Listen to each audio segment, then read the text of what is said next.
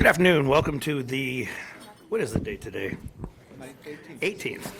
Welcome to the November 18th, 2024 meeting of the Sacramento Regional Transit District Board. Please call the roll. Director Burr. Present. Director Budge is absent. Director Schaefer. Here. Director Hume is absent. Director Jennings. Here. Director Kaplan. Here. Director Kozlowski. Also here. Director Maple. Here. Director Cerna. Here. Director Singh Allen. Here. Director Vang is absent, and Chair Kennedy. Here. With that, we have a quorum of 9 votes, and this meeting of the Sacramento Regional Transit District is recorded with closed captioning. The recording will be cablecast on Metro Cable Channel 14, the Local Government Affairs channel on the Comcast and DirecTV UVerse cable systems. The recording will also be video streamed at metro14live.saccounty.gov. Today's meeting replays Wednesday, November 20th at 2 p.m. and Friday, November 22nd at 2 p.m. on Metro Cable Channel 14. Once posted, the recording of the meeting can be viewed on demand at youtube.com/Metro Cable 14.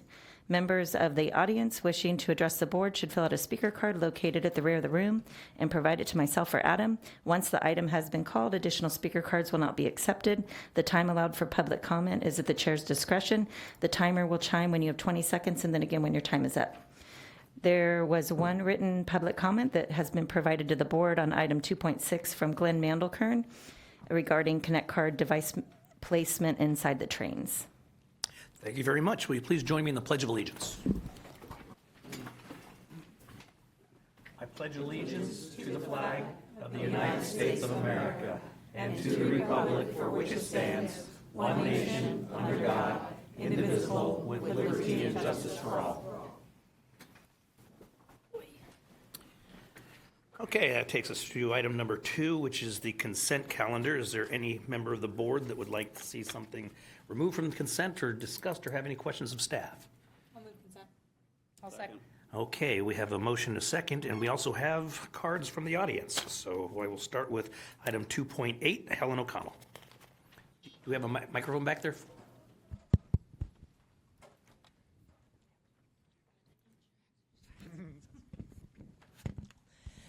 Good afternoon. I'm not too sure. I didn't get a chance to read all the supplemental reports on this, but personnel services contract, is that like for drivers and workers for RT? No, this is not for a drive. This is a personal services contract in communications specifically. Oh, okay. Thank you very much. Okay, thank you, Helen. Helen, keep that microphone. 2.16.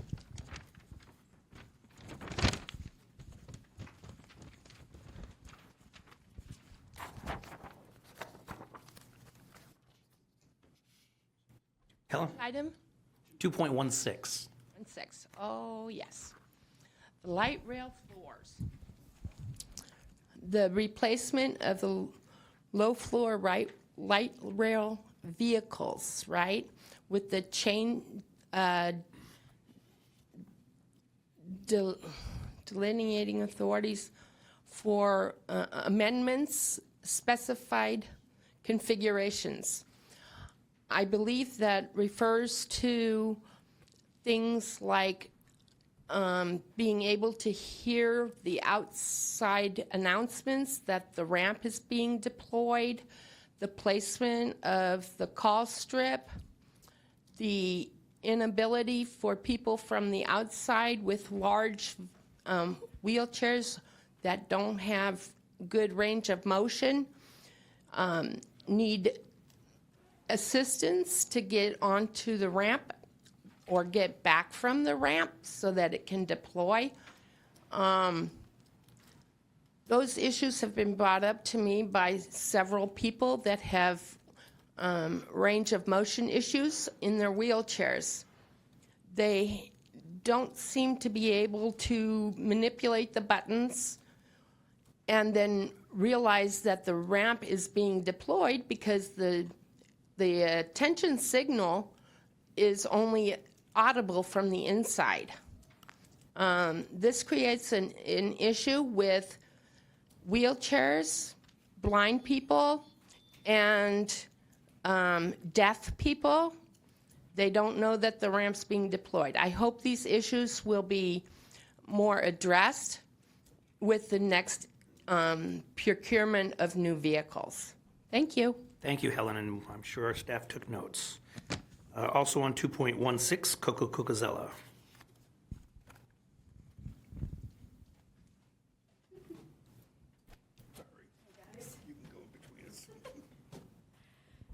Coco Cocazella, Sacramento Transit Advocates and Riders.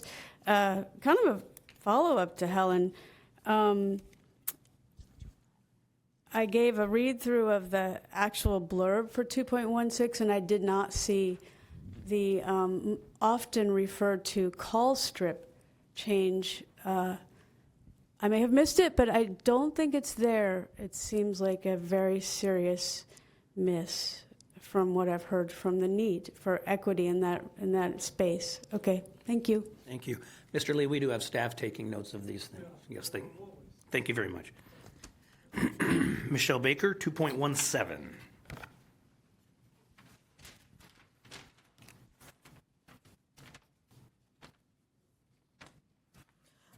Good afternoon, everyone. My name is Michelle Baker, and I am a frequent RT rider. I usually take the Smart Ride every week, and it's very convenient for me because where I live, the bus stop is a 12-minute walk from where I live. It's literally across the street, and it's Route 19, and Route 19 comes every hour. If I were to miss the first one, I'm going to have to wait for a whole nother hour to take the next one, and that's a lot for me. So I depend on the Smart Ride to get me to where I need to be, so I don't have to wait for an entire hour to wait for the next 19, because that just takes time for me. And now with this Flex, that's replacing Smart Ride. It's going to be a little different, but I might use it when I really need to. I'm not going to do it every day because I don't have $2.50 to spend each day. So I'm only going to use it when I need to. But other than that, it's very convenient. I think it will help me and all those other people who need it, people on low income such as myself, people with disabilities, and senior citizens, because they need it the most. So I kind of like the idea of the Flex. It's just having to pay an extra $1.25. That part kind of got to me a little bit, but I'm so happy that they don't have students, that students ain't using it. It takes a lot from them, from the people who actually need it. So, yeah. Thank you. Thank you for coming down, Ms. Baker. We appreciate it. No problem. 2.18, Helen O'Connell. One more time.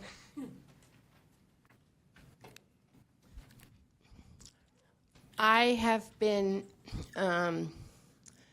pushing for an equitable pay for equal work, and make sure that the pay is comparable to other programs that provide the same service, and that the benefits packages are the same throughout the whole company, so that things would be the same. RTGO is not the new one on the block. They were there before RT was RT. And so I don't understand why they are being treated like their contracts are substandard, and you can't retain good drivers or good staff if they're not being compensated reasonably. I have had conversations, and I have many concerns about people that are doing the job that need to leave because they can't afford to work for someone that doesn't provide reasonable benefits and a reasonable wage. I'm hoping that the contract that was ratified recently is a big improvement from what I've heard was offered. So that's my comment. Thank you. Thank you, Helen. That's the last card I have on items on consent. We do have a motion and a second. All those in favor? Aye. Aye. Opposed? Abstain? Next item, please. The next item is 4.1 under unfinished business, Resolution 2024-11123, approval to enter into a purchase and sale agreement with the Code Solution, Inc. for surplus property located in Sacramento, California, and delegation of authority to the general manager, CEO, to execute one or more grant deeds and lease agreement. And Chris Flores is here to present this item. Great, thank you, Tabitha. So good evening. I'm here tonight to discuss properties that the SACRT board has declared surplus following the rules of SACRT's administrative code and have been made available for purchase in accordance with the requirements of the California Surplus Lands Act. And to seek approval from the board of a purchase and sale agreement, staff has negotiated with a selected buyer, along with the delegation of authority to the general manager to execute one or more grant deeds to transfer title to the sold properties and execute a lease between SACRT and the buyer for the building at 1400 29th Street. So next slide, please. And then that's a mouthful there. So here are the 9 parcels in Midtown that SACRT has made available for sale. As a reminder, SACRT has moved our administrative staff to this building here in Q Street under favorable lease terms and consolidated our bus administration and dispatch into 1400 29th Street main admin. This is all part of our first steps towards a long-term facilities and zero-emission strategy. All totaled, the 9 parcels add up to 1.88 acres and are located along 29th Street and N, O, and P streets. Next slide. SACRT is mandated by the state of California to have a 100% zero-emission fleet by 2040, excuse me. In 2022, SACRT completed a zero-emissions facilities master plan that identified the need for 2 new large garages to meet the SACRT zero-emission bus operational requirements. The report called for a facility in the north part of the county and one in the south part of the county to better ensure coverage and to reduce deadheading. Thankfully, SACRT earlier this year was awarded $77 million grant to build out a zero-emission facility in the north, allowing for maintenance, fueling, and offices. The current bus maintenance facility in Midtown will need to remain operational until facilities are built out, and as such, SACRT has requested a 10-year leaseback of bus main as part of this sale. However, we have recently been notified by Caltrans that parking and charging of electric buses is not permitted in the downtown lot underneath Caltrans airspace, which puts the need to really actually expedite the look for a south area bus maintenance facility. And so that will kind of be another next steps that we'll be asking the board in the future. Next slide. So this is a little bit about the Surplus Lands Act. As a reminder, public agencies must follow the state of California Surplus Lands Act, SLA. When the property is purchased with federal funds, we must follow the Federal Transit Administration's guidance for disposing of property. The Surplus Land Act dictates that when selling property, a public agency must first make it available to affordable housing sponsors or public agencies for the following purposes: lower moderate income housing, parks and recreation and open space, school facilities, public agencies for public purpose. The California Housing and Community Development Agency, HCD, provides regulatory oversight for the Surplus Lands Act and has been monitoring the sales of these parcels closely. SACRT has had routine check-in meetings with HCD, meeting and corresponding more than a dozen times to ensure that we are adhering by the process. And after the SACRT board approval of the sale, staff will submit a package of documents to HCD for review, to review for concurrence that we have completed the SLA process. Next slide. Excuse me, Chris. Yes. Mr. Director Cerner. Go back to the other slide. In terms of that bullet point list there, is there any order, a priority order for those? Yes, so affordable housing is the first priority order, and then it would be made for public agencies for public purposes. And then the other 3 are third? Yeah, exactly. Yeah, critical infrastructure, but the housing is the number one, affordable housing. Gotcha. All right, thank you. Just a little bit more on the Surplus Lands Act. First, an agency must put out a notice of availability for 60 days. Following the 60 days, the agency must negotiate in good faith for at least 90 days with responsive proposers. If no agreement can be reached with an affordable housing developer, we may entertain any offer made by a public agency for public use. If no sale is made, the SLA process is complete and the property can go to open market. In the event that the disposing agency receives multiple offers, the local agency shall give first priority to the project that will generate the highest number of affordable housing units, so long as no less than 25% of the total number of units developed shall be affordable. And the SLA does not restrict an agency's right to seek fair market value, but I will say there are harsh penalties associated if you don't adhere to the SLA properly. This includes a 30% penalty of the sales price for a first violation, a 50% penalty at a second violation. Next slide. And then why we're here today. So for background, the board approved the surplusing the 9 parcels that comprise SACRT's administrative campus last July. On January 17th, SACRT issued a notice of availability starting the 60-day clock to receive offers. After the 60 days concluded, there were 19 entities that responded. On March 18th, SACRT responded to those entities asking for additional details such as offer price, site proposal, financing, and closing guidelines and more. Since that time, we have been negotiating with responsive proposers. A number of the original responders declined further interest, and our brokers continue to negotiate with the remaining affordable housing developers. We presented those to the board in closed session on August 24th to get direction on finalizing negotiations. Next slide. So just a little bit about our notice of availability in January. It did stipulate a few key items. First, that we are seeking fair market value for these parcels. The Federal Transit Administration must approve of any disposition. We are prohibiting development that is not transit supportive because of the proximity to light rail. And as mentioned before, we have requested a lease back of 1429th Street main admin for up to 10 years as they currently house critical SACRT operations. To minimize the SACRT's transaction costs, we have our preference is to sell all of the parcels in one transaction.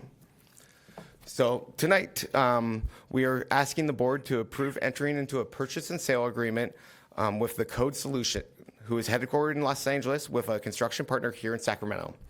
They are offering $15.6 million for all of the parcels. That is $1.4 million above the appraised value. They are proposing to build a total of 304 units on all of the properties, 100% which would be affordable.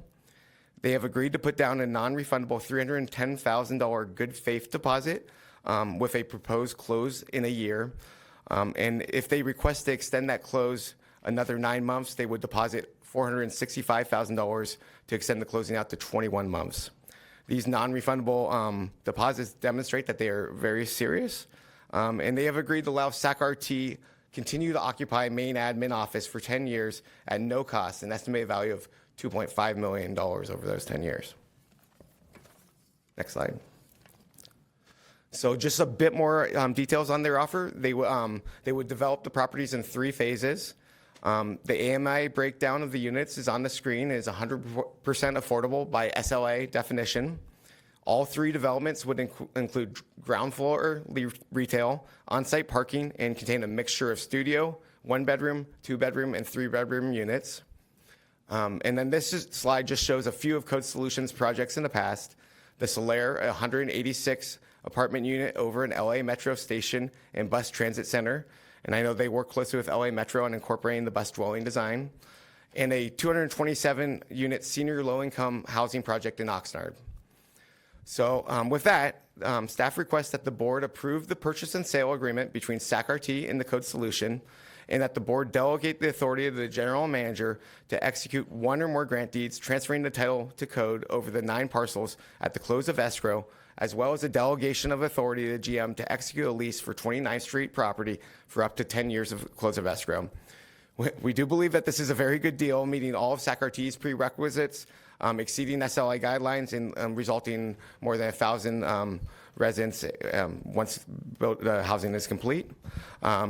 Staff will later seek to reconvene the real estate subcommittee to provide guidance on the sale, to provide updates and guidance on this sale, but also to seek direction as we look for a South Area bus maintenance facility. And then with that, I concludes my remarks. I will turn it back to the board, but I will note that we do have the developer here from Code Solution, David Park, as well as our broker, Ryan DeAngelis, should you guys have any questions. Thank you, Chris. Any questions from the board at this time? Okay, we do have one member of the public, and Robert Copeland.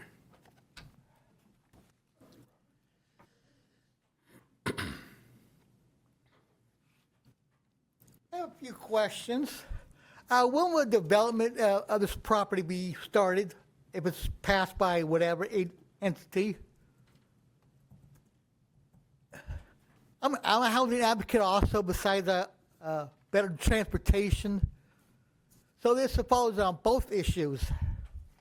More housing means better transportation for RT because more people going to ride the bus. The 2040 zero emission, I don't like that. It should be 2030 or 2035 at the latest. Thank you. Thank you, Robert. There was a question on the start date. Would you like to address that question as well as you possibly could in the world of development? Between 2 and 10 years. Hi, everybody. My name is David Park. I'm here to represent the Code Solution.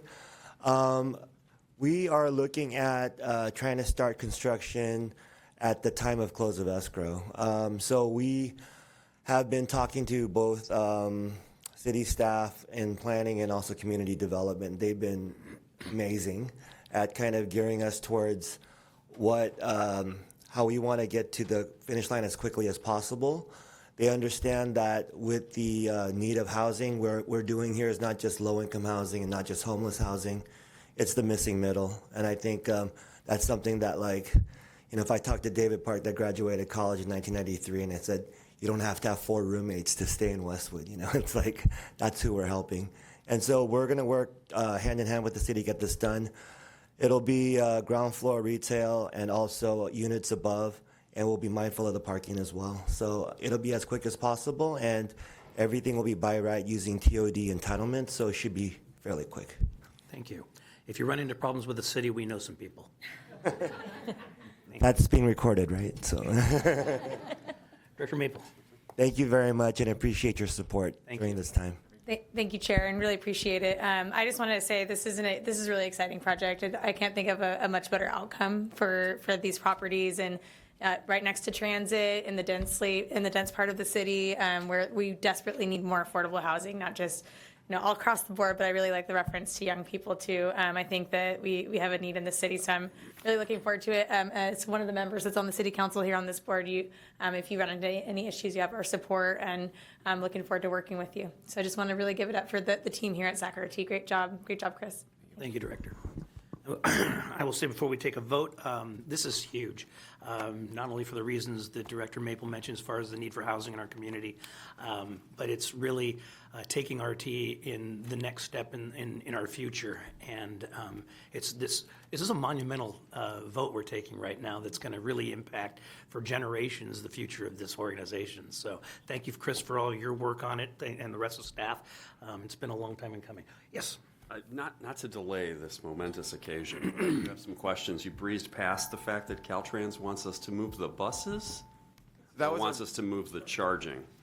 So there was a recent policy directive that was issued last week, actually, that we received from Caltrans that they've reviewed in light of a fire in Los Angeles last November on the I-10 freeway, their airspace and what is underneath it. And they have deemed that 38 different properties and of Caltrans that they look at throughout the state, and they have determined that no electric bus charging without a waiver from the fire marshal and I think and FHWA you would need to get those waivers should you want to park any electric buses or charge any electric buses there as well. And that action that they took, what kind of timetable does that give you to relocate that stuff? So we only have a handful of electric buses right now, and I think there was a meeting I missed this morning or this afternoon discussing where we're looking at. We're thinking, I believe, Power In, where we have some charging capabilities are ready to relocate those.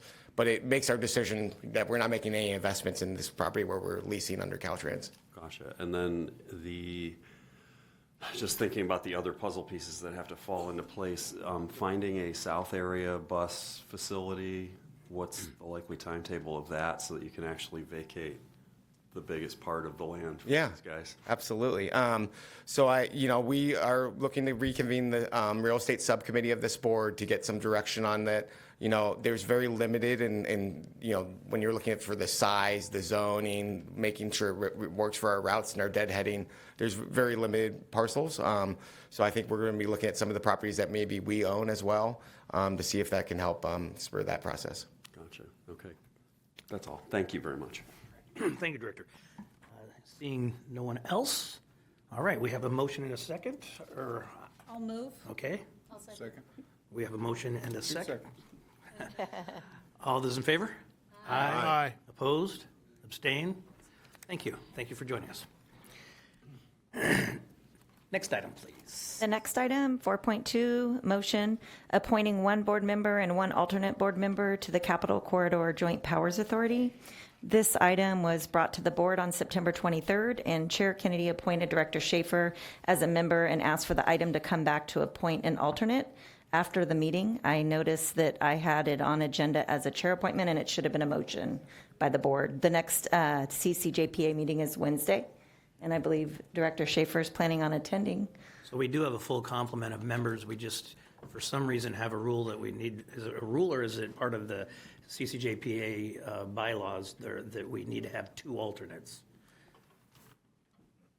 I'm not sure on that one. Do you know? It's the CCJPA, it's not us. Yeah. Yeah. So we still are in the need of another alternate, and I'm serving as one, so we need one more alternate. And this is the same lack of enthusiasm I got last time. Mr. Chair, I'm happy to serve as that second alternate. Thank you for stepping up. I'll tell you, in the 8 years I've done it, I've gone to one meeting, so. Yes. So just to clarify, I would still be the lead person going, and then just if I can't make it, then wonderful. Well, I'll have you know that I have not missed one yet, so I may be calling you. All right. Thank you very much. Do we need a motion or just an appointment? Okay. I will move that Mr. Brewer be the alternate in the open position. I will gladly second. And Vice Chair seconds. All those in favor? Aye. Opposed? Abstain? Thank you. And we also get a motion for Director Schaefer. Oh, okay, yes. I will move that Director Schaefer be a member of the CCJPA. I second it. Okay, we have a motion and a second. All those in favor? Aye. Opposed? Abstain? All right. Okay, next item then is public addressing items not on the agenda. I do have some cards from the public. First is Julia Coleman.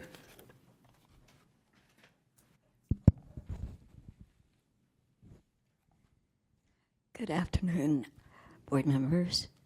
My name is Julia Coleman. I'm here on behalf of Paratransit, Door to Door. I feel terrible with the last contract that was signed. It was not in good faith negotiations. Our drivers do more for us than any other bus stop to bus stop drivers. I had, while I was typing up the difference between ours drivers and the RT bus stop to bus stop drivers. I just didn't finish it. I don't know how many of you know that when we became part of Paratransit, Door to Door, we became a family. And I'm talking about the reservationists, the dispatchers, and the drivers and us. What affects our drivers and any of the other ones affects us.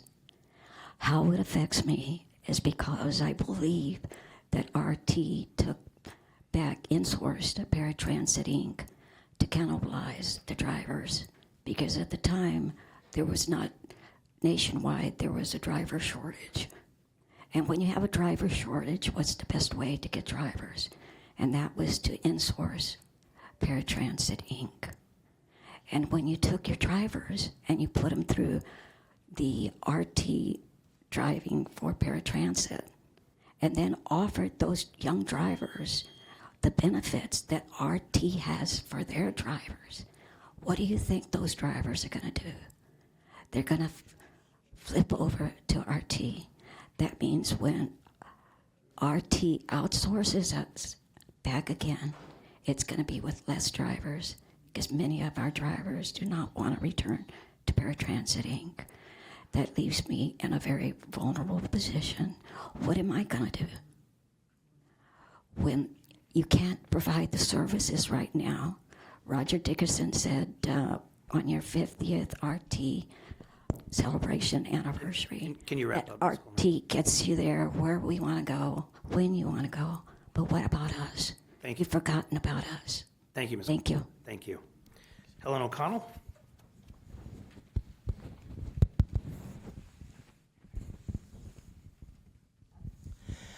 I second everything the lady said just now. And I am very, very concerned. On Friday, I went to the bus stop on bus line 51, and it usually runs every 15 minutes. However, we had 89 cancellations for the whole system. I made it to my destination, and on my return ride, I called for information about when the next bus would come. And they said, oh, it'll be an hour. Well, that didn't sit well, so I called the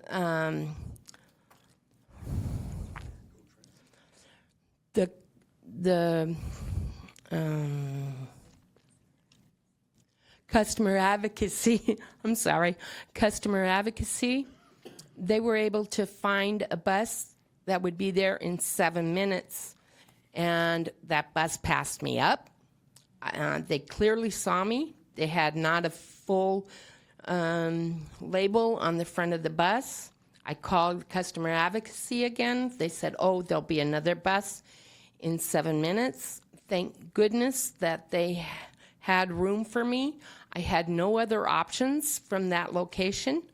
I didn't have enough electrical power in my wheelchair because it's undependable to get home 12 blocks from where I was. Thank goodness I was able to do that. My point is that when we have 91 cancellations today, there are very few people that actually know that the cancellations have happened. Therefore, they're stranded. And in a wheelchair, if you're going to wait for 2 or 3 hours for another bus, that doesn't work. And if you don't know ahead of time that that's the issue, then you're stuck until something shows up. Can you wrap up, Helen? Yeah, we really need to address the incapability of the service frequency and dependability on RT bus, train, and paratransit. Thank you. Thank you. Thank you. Coco Cocazella?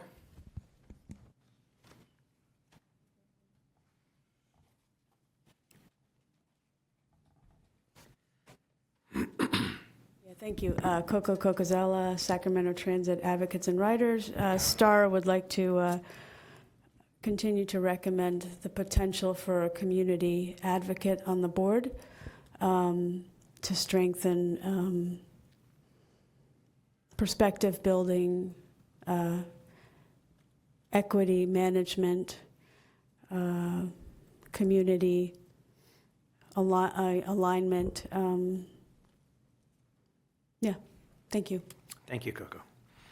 Michael Bevins?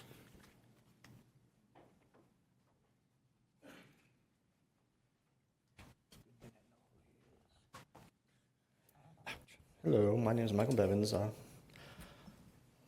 resident of Sacramento RT area.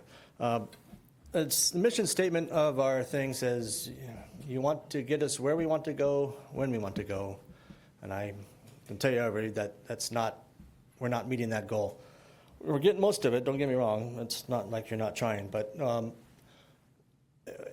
you don't have weekend service for a lot of stuff for the recreational users of our city. So I have some suggestions on how to fill some of these gaps. You can use them or not, but I just, if you're in a neighborhood that isn't close to a bus station, we can use an expansion of our new flex system. Once it gets going, maybe you can expand that so it can be like a taxi service that can connect you to a bus stop and take you somewhere else. That's one option. I've suggested before, you can have a neighborhood bus route, just does the neighborhood, connects the bus. It's a regular route, so you know it's going to the major stops, churches and shopping malls and schools and continuing bus stops. It's a circular route, so you know one's coming after another. That's another suggestion. Another one is bicycles. If you want to get from your house to the bus stop and it's far away, you want to take a bike. Okay, when you get to the bus stop, what do? If you can put your bike on the bus, great. If it's full, maybe we need a bike bus. I've suggested that before, a route of just bikes and or cargo, strollers, luggage. And if not bikes on the bus, maybe we can secure or have bike parking at a bus stop or a bus transit. Currently, there's not much bike racks and covered, secure. You could park your bike and then ride the bus. And there's a lot more I'd like to cover, but I'm going to run out of time, so I'll just stop it there. Thank you, Michael. Jeffrey Tartagia.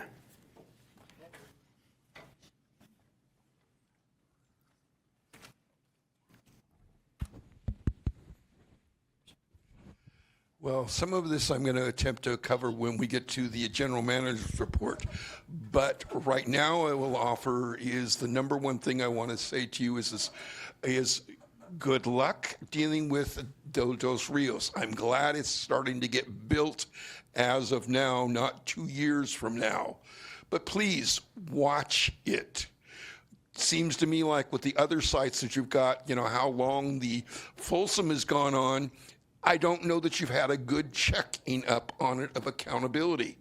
On the I-80 station you get there, how much does the board know of what's going on and occurring? Now, the other thing I will offer as a complaint is you're about to do fuel cells. Make sure you have procurement, safety, and an operator review what you are doing, because the left side on the 2200 series buses, I end up being secured by the two in the back because you cannot really attach the front one. It's the lack of, and this is something 2 years ago, I made the statement back then, and it didn't seem to hit the right ears to understand what needed to happen. It's just like on the low floor vehicles. 2 years ago, I told you that people were going out of the high floor platforms backwards. As far as I know, this board has not seen how many incidents you've had with the low floor vehicles. You've not answered the question of how many of the Connect cards are out of service. I count more than 20, sometimes they're not even one per station. There's other things, but that's a start of something that is priority that you need to deal with and the board needs to take responsibility for. Not leave it up to staff. Thank you. Thank you, Jeffrey. Robert Copeland. There you go.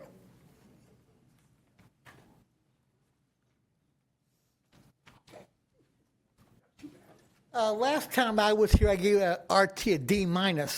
With what I heard from Helen, with bus cancellations, like 91, I'm giving you an F now.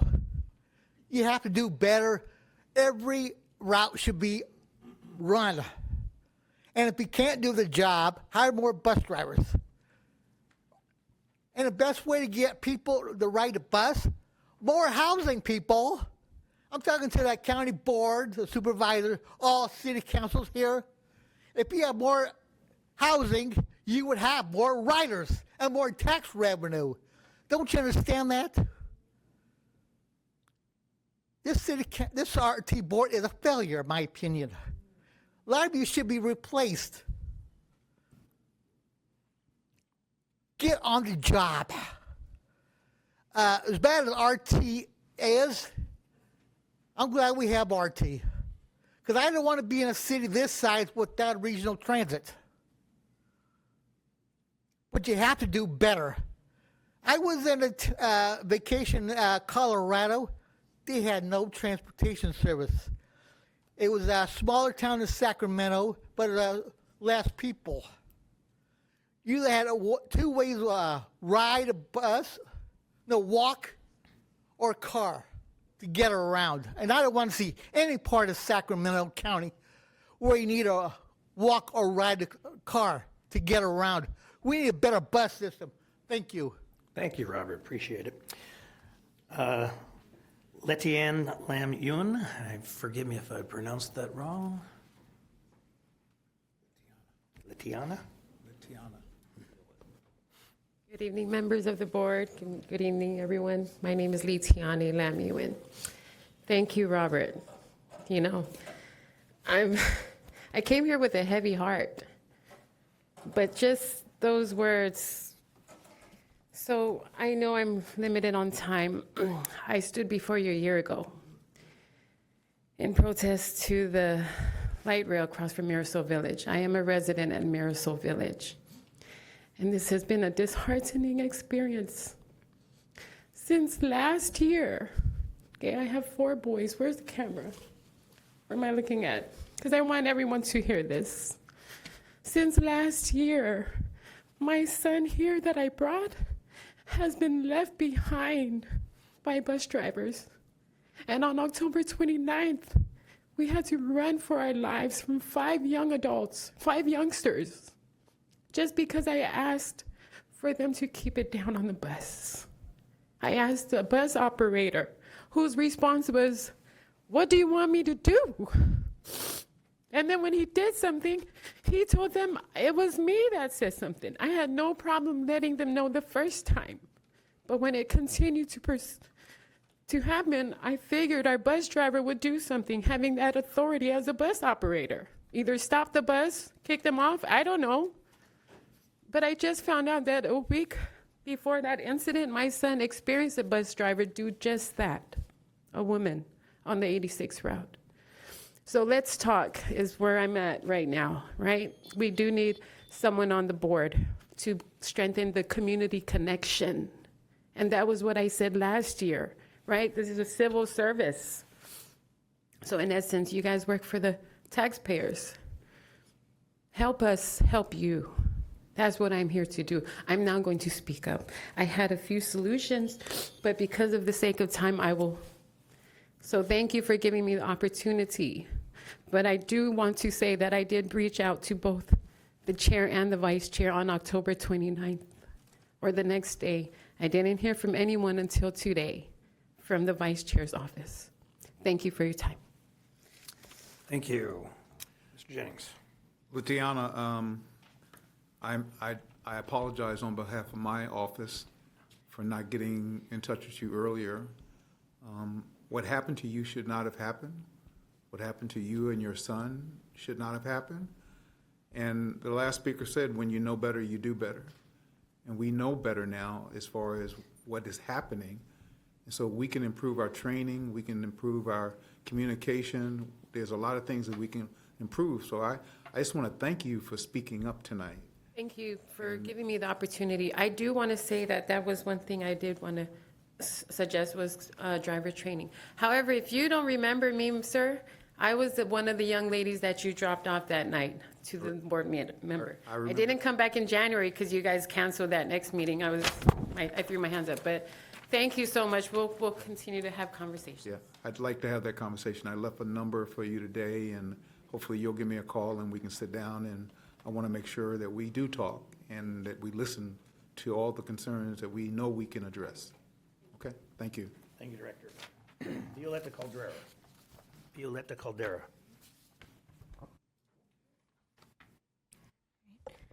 Hi, good afternoon. My name is Violetta. I'm here with Allison Witt, my colleague, and we're from World Relief. We're one of the 6 resettlement agencies here in the Sacramento region, and we're one of the largest.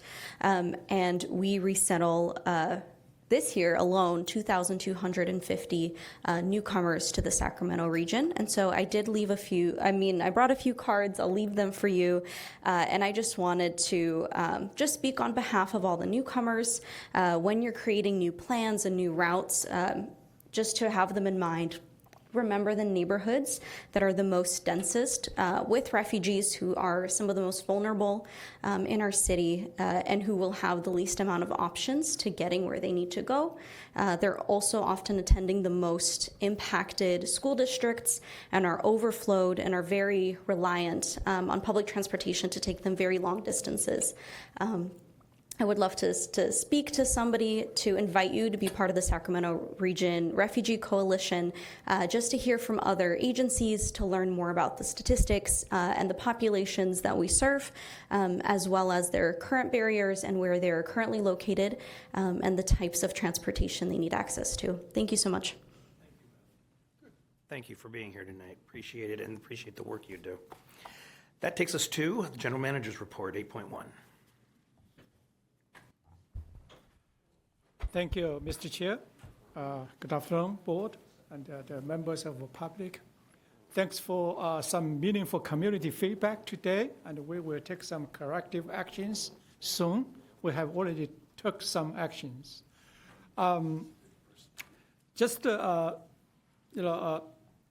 Particularly about the bus cancellations, we had a couple of very difficult days, and I want you guys to know, in less than 2 months, we're going to have 50 more new bus drivers when we, transition our smart ride service to, Viera, organization for them to take over. So the current smart ride drivers all will move to bus side, so that will significantly, relieve the bus cancellation situation. And also, I just want to briefly say the transit agencies in California are all, particularly in the last several months, struggling on this issue. The unexpected up and down of the absenteeism from our bus drivers because of the rule, the sick leave rule changed by state a couple months ago. And I don't want to get into detail, but because of that change, and lots of traditional way to schedule, our routes suddenly becomes difficult to handle. But anyway, in less than 2 months, we're going to have 50 more bus drivers. So that will significantly address the concern. Talking about Smart Ride, again, I want to acknowledge that the board has approved the new Sacramento Flex service that will officially launch on January 2nd. I want to specifically thank the lady who just spoke about the support of the new service, and also her willingness to sacrifice herself, not to ride that service as much as she wants, as much as it's ready when she really needed it. So she can give those opportunities to other more vulnerable population. So I really wanted to thank her on that. The transition has been many months in the making, and I would really like to express my appreciation to riders, advocates, disabled community, staff, especially Sacramento Board and the Mobility Advisory Council, for providing important feedback and guidance as we, or going through the new pilot program. This, even though we had multiple, board meetings talking about this, but this has been very, very smooth compared to other transit agencies, and they gone through this. We got, like I said, we hosted multiple open houses, and we listened, and we immediately improved our pilot, the program details. And as we launched January 2nd, we will continuously update the board and the public on the status of the transition, and we will continue to refine the pilot program details to continuously improve the mobility in this region, especially for those with the greatest transportation needs. So just want to say a big thank you to everybody. I would also like to acknowledge that earlier today, the board just took action to ratify a 3-year collective bargaining agreement with ATU 256 Sacramento Go bargaining unit. The CBA, the agreement, provides a fair and equitable total compensation package for employees. Just give a little bit context. We hold the equity and fairness as a very important principle when we negotiate and communicate in this whole process. Since we took over the service 4 years ago, including the first contract, then this new contract, combined together, the total compensation package has increased by more than 60%, 60%, compared to what it was 4 years ago, right before we took over the service. 60% increase is a huge increase compared to our industry peers.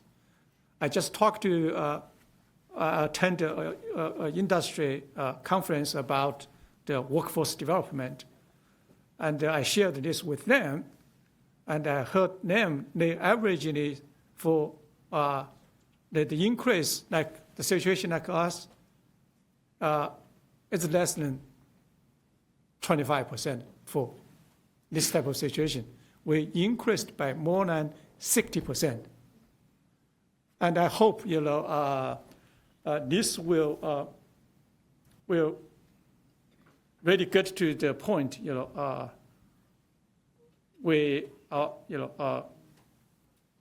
our union members deserved, and we have done our best to reach a fair and equitable agreement.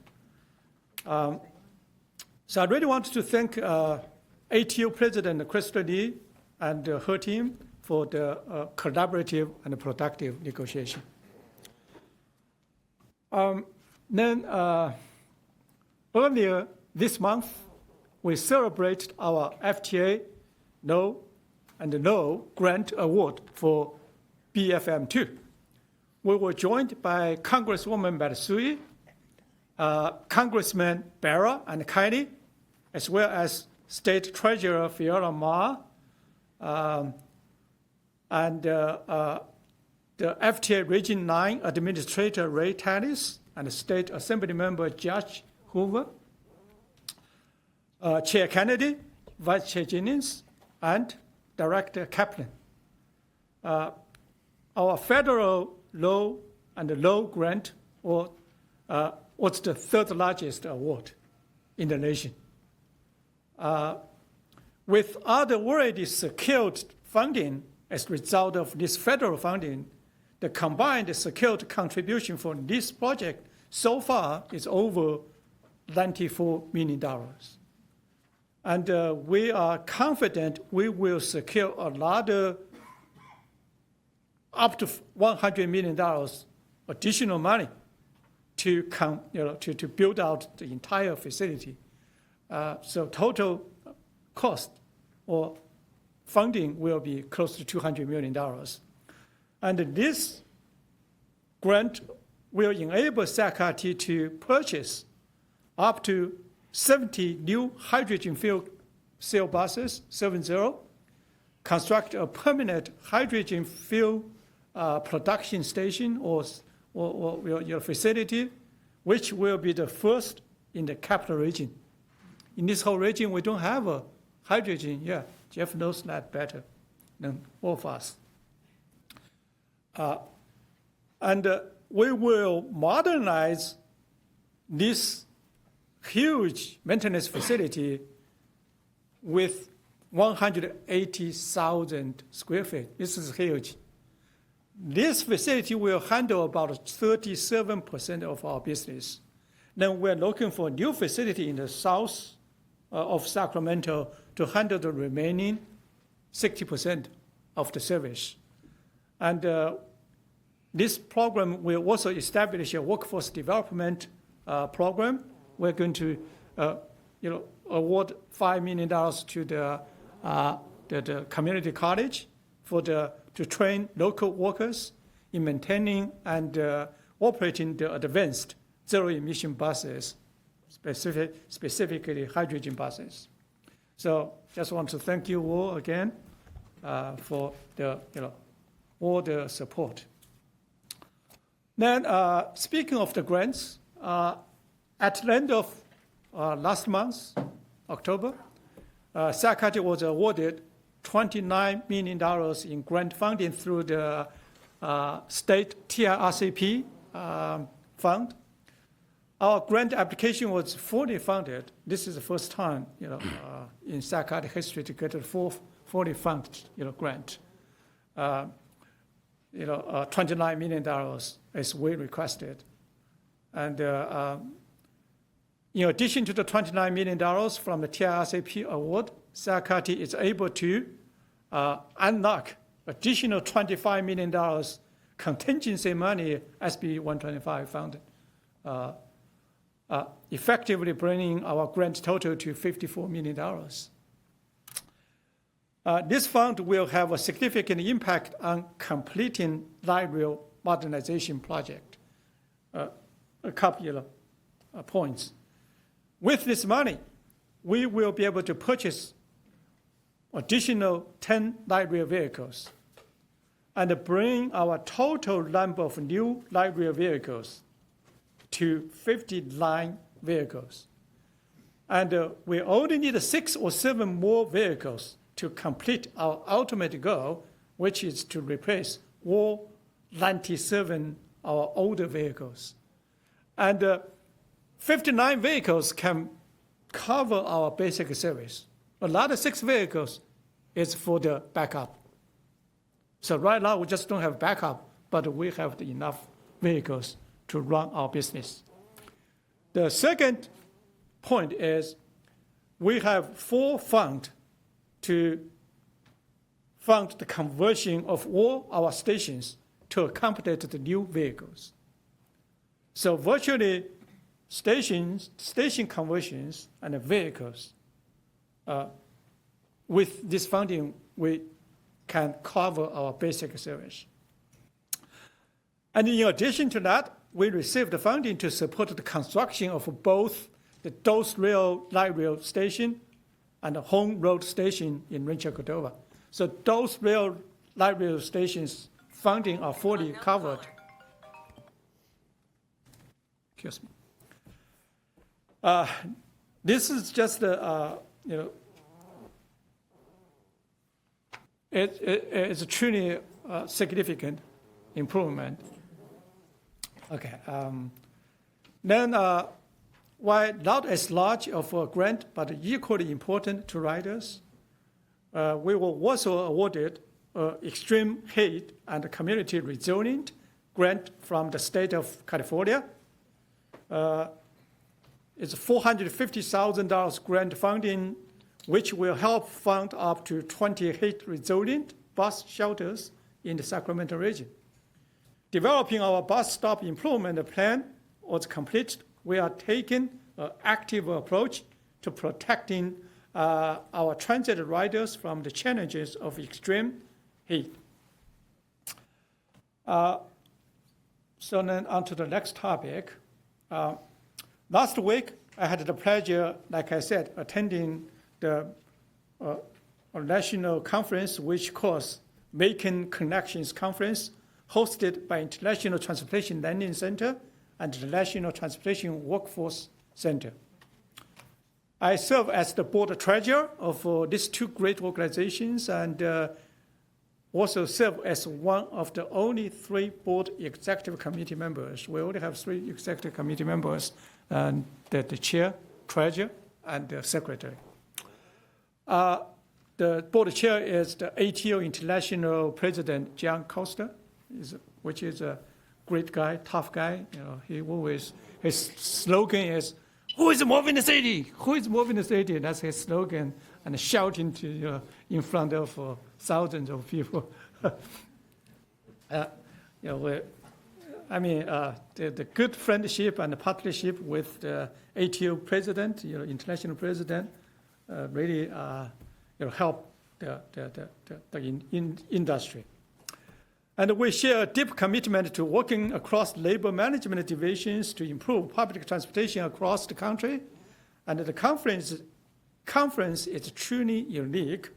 You do not often see the direct dialogue between frontline workers and the top managers, but we know it is so important to understand the business and improve our partnership and collaborations to advance our industry's knowledge base and best practices.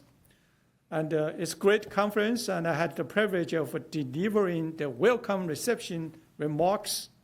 And we'll also get to hear from FTA Acting Administrator Veronica Vanterpool. And I also get lots of information about how our peer transit agencies across the country are doing. And in the COVID time, more than 80% of transit agencies reduced the service, bus service by 30%, 50%, or even more. And we did not reduce a single bus service during COVID. And instead, our board approved 2 additional services, one to Davis, one to airport. We added more service instead of reducing service. But in addition to that, we still have lots of transit peers in California. They have not increased the bus service back to the original level.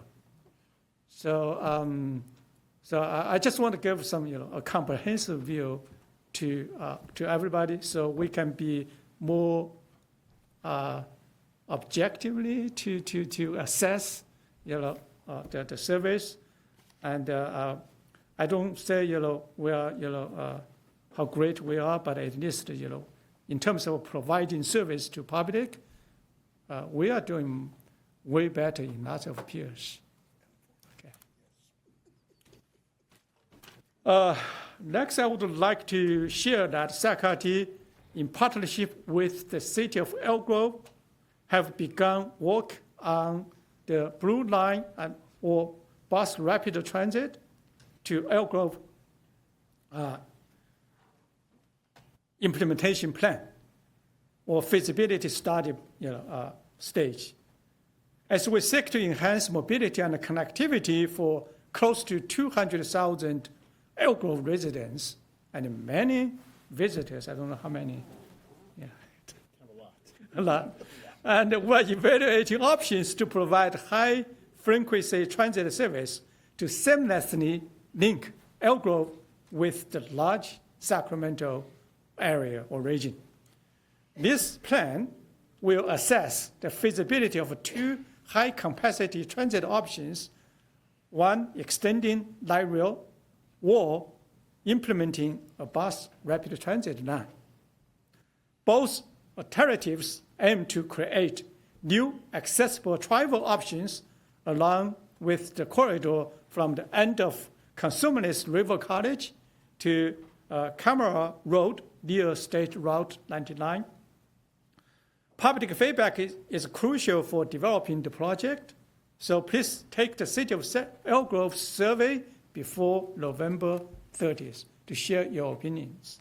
Thank you. And to conclude my remarks, I'm happy to announce that SACRT has begun testing trains on the tracks for the Folsom 15-minute service project. The Gold Line was extended to Folsom in 2005. However, the 7.4-mile extension only allowed for 30-minute service due to single tracking. With the new side track, all Gold Line trains will now serve Folsom as opposed to alternating between Sunrise and Folsom. And as soon as we have a confirmed date for the start of service, we will share date for opening celebration. This also is a part of our light rail modernization project. If we consider the project, the streetcar project and others, we have secured more than $1 billion federal and state funding in last 5 years. Combined together, that probably equal to, the total funding we received 30 years prior to that together. So I'm very proud of, this agency, how we are, delivering our service and secure huge amount, massive historical amount of the federal funding. So I hope next time we will get some higher rating instead of. Okay, that concludes my chairman report. Mr. Chair, I'll turn back to you. Thank you very much for that brief report, Henry. We do have some cards on the general manager's report, and I ask that you keep your comments to the general manager's report, as we've already had the items not on the agenda. Helen O'Connell.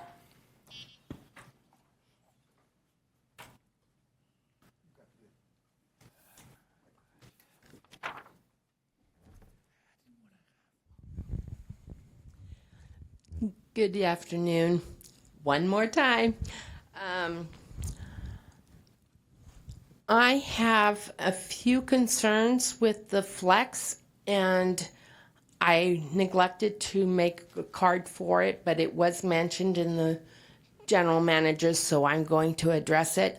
I was informed that they're using a vehicle that has a rear entry lift. That means that a person in a wheelchair or any other assistive device needs to be entering the bus through the rear, which means they will be going onto the street and then entering the vehicle. And to be able to enter the street, they would have to find a down ramp, probably at the end of the block, and then go to the vehicle. The MAC board did address a rear entry vehicle that RT was going to purchase, and we determined that it would be unsafe for that transaction to be happening. So I am very concerned that if that vehicle is a rear entry vehicle, that you would be putting people in harm's way. I'm not sure what the configuration is because I did not see the specifications for the flex. Thank you very much. Thank you, Helen. Jeffrey Tartagia.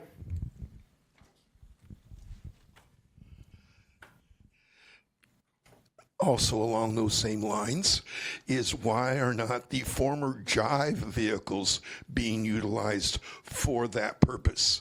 Now, for me, if I'm going to attempt to use this flex service, I'm going to be backing in because I've already been thrown on the bus out of this wheelchair, and I've been also thrown out of light rail through there. I've just determined, and this is why on the new low floor vehicles, when I go into it, I go in it with the backwards, so I'm against the force. So when the train goes to an emergency stop, the force goes to the back, not throwing me out of the vehicle.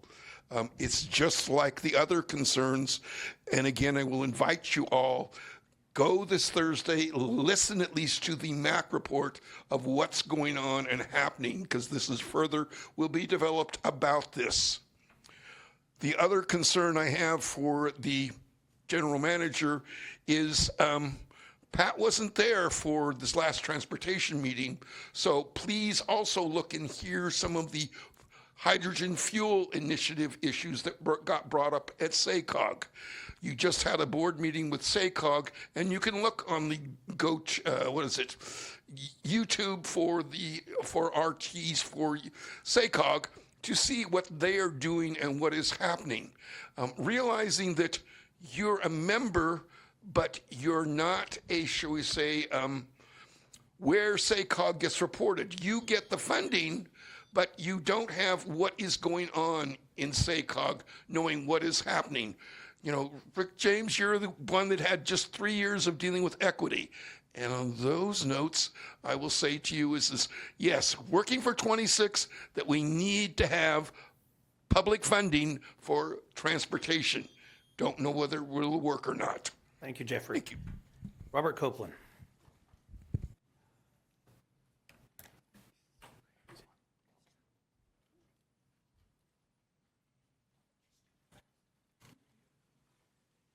Well, I hope when RT gets the new bus drivers on the RT bus system, I hope that eliminates the trip cancellations. I hope that happens. Also, is there a way we can get any information on these grants or potential new grants that RT is trying to get for our bus systems? I don't know if it's on your website or not. Also, if you're talking about light rail to Elk Grove, what is that going to cost? I'd rather see we improve the current system instead of expansion. Thank you. Thank you, Robert. That's the last card I have on the comments for the general manager's report. So that takes us to item 9, reports, ideas, questions from directors and communications. 9.1, is there anything to add to the Mobility Advisory Council meeting summary? Hearing and seeing none, and Ms. Budge is not here. So I believe that concludes our business for this evening. I have one quick thing. With any luck, the 15-minute service will be operating all the way to the Historic District on December 6th, but I wanted to invite everybody to come for our Christmas tree lighting and ice skating, which is on December 6th in Folsom. It's a lot of fun, and you and me and 4,000 of our neighbors will be there. So Director Kaplan. For some mayor's invitation. It's the last stop on the Gold Line. You're within 300 feet of the Christmas tree. Director Kaplan. And I'd like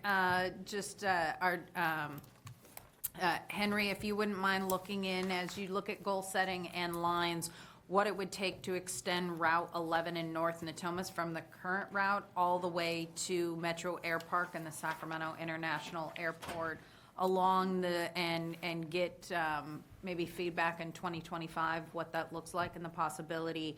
At the same time, hoping we can look for and find grants. There is land set aside for light rail. Don't know if that is going to happen to the airport, but we need to start planning to use that land if we can move forward a potential grant to also planning for bus rapid transit. That may generally take that line and start that planning process, please. Thank you, Director. Director St. Allen. I just want to say that the City of Elk Grove looks forward to continuing to work and partner with SAC-RT as we provide expanded services in the near future and existing services for our growing population of nearly 200,000. So thank you for all the work that you do. Thank you, Director. Anyone else? And with that, Henry, I would say you need to work on your slogan. Okay, sure, I will try. All right. All right, we're adjourned.